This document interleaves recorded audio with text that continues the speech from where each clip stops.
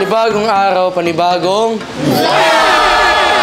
Yes guys, simulan na ng task number 9 namin na ang Jowa Challenge! So yun guys, nakaisip ang aming director na maglagay ng flavor para sa challenge na to. Kaya naman, dito namin finilm ang challenge sa Pico del Oro. At guys, alam nyo ba, hindi ito ang typical Jowa Challenge. Dahil yung Jowa Challenge natin dati ay kumakain lang sa labas, nagde-date lang sa mall. Well, ngayon, iba naman. Kasi ang Jowa Challenge natin ngayon ay adventurous. At syempre, higit sa lahat, exciting. Kaya naman guys, yan ang abangan nyo. Pero syempre, bago lahat ng yan, gusto muna natin i-congratulate ang Haylene. Dahil sila lang naman ang nanalo sa makeup challenge natin. Sad to say guys, walang nanalo sa no reaction challenge kasi lahat nag-react. Okay lang. Okay lang yun yan, at least nag-enjoy tayo sa Sky Ranch Tagaytay. Kaya guys, huwag nyo rin pong kakalimutan na supportahan nyo pa rin po kami sa mga susunod na challenges namin. At syempre guys, wag niyong kalimutan iboto kami sa YouTube Shorts at FB Reels ng Rancab. At guys, wag niyo pong kakalimutan is-like and share ang mga videos namin sa YouTube channel ng Rancab. Ang last test natin ay Dance Production Number Challenge na gaganapin sa mismong anniversary natin. Gaganapin ito sa April 26 sa SM City Santa Rosa. Kaya guys, ini-invite namin kayo manood. At ito ay free entrance kung saan ay pwede lahat ay manood. At gaganapin ito sa amphitheater sa SM City Santa Rosa. At di lang yun guys, yun din ang araw na maghahanap kami ng mga bagong influencers. So, ibig sabihin, Migs, madadagdagan na naman tayo. Oo, Shindo. At dahil dyan, parami na ng parami at palaki na ng palaki ang Rancab family. Kaya ano pang hinihintay nyo? Sumali na kayo at sumubok. Kagaya ko, nangarap lang ako kaya nandito na rin ako. At guys, alam niyo ba, pagkatapos ng anniversary ay may babalik na ulit ang mga dating love team. At excited na rin ako na makita kayong magkakasama yung mga dating love team. Guys, kamusta kayo? Okay lang po. Malapit na matapos ang mga challenge na binigay ko sa inyo. Yes. Anong nararamdaman ninyo? Pero bago matapos ang dalawang challenge na yan, gusto ko kayo makausap isa-isa.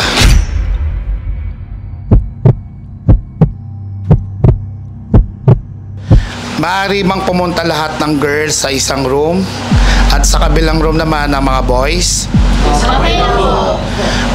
At maiwan ka lang Ernest, Kasumi, Shinjo, Kisha, Maverick, JM, and Cheska. Ang hindi ko natawag ay maaari nang tumayo.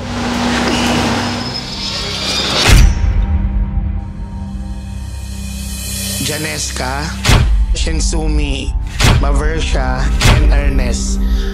Kaya ko kayo pinatawag dahil gusto kong malaman sa tingin ninyo sino ba ang karapat-dapat manalo sa natitirang 5 love team. Cheska, magsisimula tayo sa iyo. Para po sa akin is Kamich. Kasi parang sa lahat, sila yung pinaka-nakitaan ko na nagtutulungan talaga sila sa mga tasks and sobrang naging komportable talaga sila sa isa't isa. And nakikita ko rin sa social media na isa rin sila sa pinaka-nagustuhan ng mga tao. Ikaw naman, Kasumi. Pinipili ko po na manalo sa mga challenge since marami na rin pong challenge or task na napagdaanan ng bawat love team. Yung nangingibabaw po sa aking love team is yung Briella. Dahil nandito po yung cooperating nila sa isa't isa at nakikita ko po na nag-grow na rin yung love team na Briella. Pero alam mong challenge lang ang Briella at magbabalik sila sa dati nilang love team. Nasabi ko po na nag-grow. Ang ibig ko po sabihin dito is parang gusto po talaga nilang manalo sa mga task na binigay niyo po sa kanila. Ikaw, Kisha, sino sa tingin mo ang dapat manalo? Para po sa akin is yung Miliana. Sa lahat ng love team, sila talaga yung nagsa-stand out for me. Kasi yung cooperation nila, yung hard work, like nakikita ko talaga sila na porsigido silang manalo. And I think pag sa yung mga kilig factor, sila talaga yung nangingibabaw. There's just something about them na sobrang kilig talaga. Ikaw, Maverick, sino sa tingin mo ang karapat-dapat na manalo? Para po sa akin is gusto ko pong manalo yung Miguel po. Kasi po grabe po yung pinapakita po nilang chemistry, yung kilig po nila. Tsaka grabe rin po yung pagtutulungan nila lalo na po kapag mayroon pong binibigay ng mga challenges and tasks. Tsaka para po sa akin iba po kasi yung dating po ng Miguel lalo na po kapag po nagko-content po eh. Kaya po para sa akin Miguel po. Ikaw naman, Shinjo, sino sa tingin mo ang dapat manalo? Para sa akin po, ang karapat dapat manalo ang Hailing kasi umpisa pa lang po nakitaan ko na po sila ng chemistry and nagtutulungan din po sila sa mga challenge na binibigay niyo po. Ikaw naman, JM. Para sa akin po, ang gusto ko pong manalo is ang Kamich. Kasi syempre po, ang Kamich, OG na po yan eh. OG love team na yan dito sa Rancab. And syempre, yung chemistry nila dati, nabitbit nila hanggang ngayon at mas better pa. Kasi nakikita mo na parang walang nagbago sa kanila eh. Walang ilangan and sobrang galing nila together. Sobrang, alam mo yun, Tom and Jerry sila pero at the same time, nakakakilig pa rin talaga sila. Kaya po para sa akin is Kamich. At ikaw naman, Ernest, nasubaybayan mo sila mula day 1 up to this day sa mga challenge na pinagawa natin sa kanila. Sino sa tingin mo ang karapat-dapat para sa iyo na manalo? Para sa akin po, ang karapat-dapat na manalo sa challenge na binigay ni Direk ay ang Miliana. Kasi unang-una sa lahat, napaka-porsigido nilang dalawa. Given na yung OG love team si Ral na andun pa rin talaga yung kilig, hindi nawawala eh. Hindi talaga nawawala sa Miliana yung kilig kasi pareho silang makulit. Ayun yung pinaka-nagustuhan ko. Kapag gumagawa sila ng content, andun yung yung parang genuine na na pagpapakilig nila kasi nadadala nila yung mga viewers na parang na nakakatawa na nakakakilig. Ayun, sobrang nakakilig talaga yung iba. Andun yung nasa kanila yung hinahanap ko na hindi ko makita sa ibang love team. Ngayong narinig ko na ang mga opinion at sagot ninyo, maaari na kayong tumayo at pumasok sa room dahil oras naman para kausapin ko sila. Hailey and Caitlyn, matatapos na ang challenge. Kaya nga po eh. Anong masasabi nyo sa journey nyo rito? Ano po, na may halong kaba, saya, exciting. Ano po, parang every week laging may bagong challenge tapos aabangan mo kung ano yung kasunod. Ayun po, medyo po nakakaba at then masaya po dahil kasama ko po si Hailey sa lahat ng mga challenge po yun po. Yes po. Hailey, Po, namimiss mo na ba siya? sinong siya po? Si Ella. Sa totoo lang po, opo, namimiss ko po. Ikaw naman, Caitlyn, namimiss mo ba si Migs? Siyempre po, lalo na po yung kakulitan ni Migs po. Din yung siyempre dimple. May tanong ako sa inyong dalawa. Ano po yun? Gusto nyo rin ba na gawin ko itong challenge na to na ginawa natin sa pagbabalik ng mga love team ninyo? Gusto din po para... gusto din po. Gusto ko rin po kasi magawa yung mga ginawa namin ni Caitlyn kay Ella. Ganon din po sa akin. Hailey, Po, Caitlyn, sa pagkakataong ito, ano ang masasabi ninyo sa isa't isa? ang masasabi ko sa'yo, Kate, thank you kasi dahil sa'yo, naging masaya yung journey. Tapos, ang dami ko rin natutunan.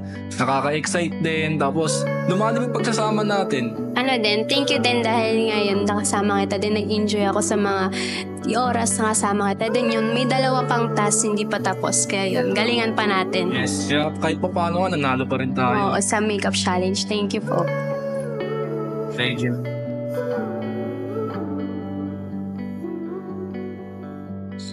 Brion and Ella, may gusto lang akong sabihin sa inyo. Anong masasabi ninyo sa challenge na binigay ko sa inyo? Lalo ngayon, malapit na siyang matapos. Through this challenge po, ayun, naging masaya naman po kahit malapit nang matapos. Naging masaya yung journey ko po kay Brion. Mas nabuild po namin yung closeness namin and friendship namin na dating hindi naman kami gaano nakakapag-usap, hindi na kami gaano nakakapagpansinan kasi nga focus po kami sa love team namin. Pero ngayon, yun, nakapag-usap na po kami, may closeness na talaga. Ang masasabi ko rin po sa journey ko, masaya po kaming dalawa at matatapos na rin po yung task na binubuo po namin. Tsaka nag-build din po yung friendship namin di tulad po dati. Di pa po kami masyado close, ngayon po medyo close na rin po kami. So malaki pala na itulong ng challenge na ito para maging mas magkaibigan pa kayo. Yes po. Brion, hindi mo ba namimiss si Yana? Namimiss po. Sobrang namimiss po. Sa pagbabalik mo kay Yana, ano yung baon mo sa challenge na ito? Babaonin ko po lahat ng natutunan ko po dito sa task na po ito. And na-realize ko po na hindi po dapat na mahiya at mahilang po kay Yana na gagawa ko po ako ng mas malalim na content po para sa amin dalawa. At gagalingan pa po namin sa susunod na mga content po. Ganun. Ikaw naman, Ella. Ano yung baon mo pabalik kay Hailey? Ako tayo, yung babaunin ko po ay mas gagalingan po namin ni Hailey at mas bibigay kami ng kilig sa mga tao dahil yun po yung nagustuhan ng mga tao sa amin ni Brion dahil sa challenge na to at yun na din yung gagawin namin ni Hailey. Brion, bago matapos ang challenge na ito, gusto ko magbigay ka ng mensahe mo kay Ella dahil siya yung nakasama mo sa Switch Love Team na to. Anong masasabi mo sa kanya? Ella, maraming salamat at nagtutulungan tayo sa task na to para matapos ng task na to. At hindi ko makakalimutan tong binild nating relationship as a friend. At saka madami rin ang natutunan sa'yo at sa ating dalawa. Ikaw naman, Ella, ano yung mensahe mo kay Brion? Ayun lang, gusto ko rin magpasalamat dahil sa mga challenge na binigay ni Sir. Naging masaya ako dahil ikaw ang naging kapartner ko at mas na-inspire ako galingan lalo sa mga lahat ng challenges. Good luck sa Briella. Thank you.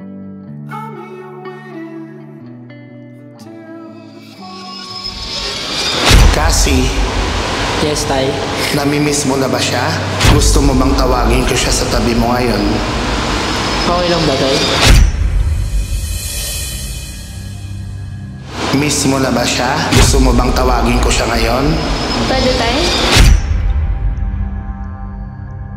Ikaw, Mitch, namimiss mo ba siya? Opo, miss na miss ko na po. Gusto mo bang tawagin ko din siya? Sige po tayo.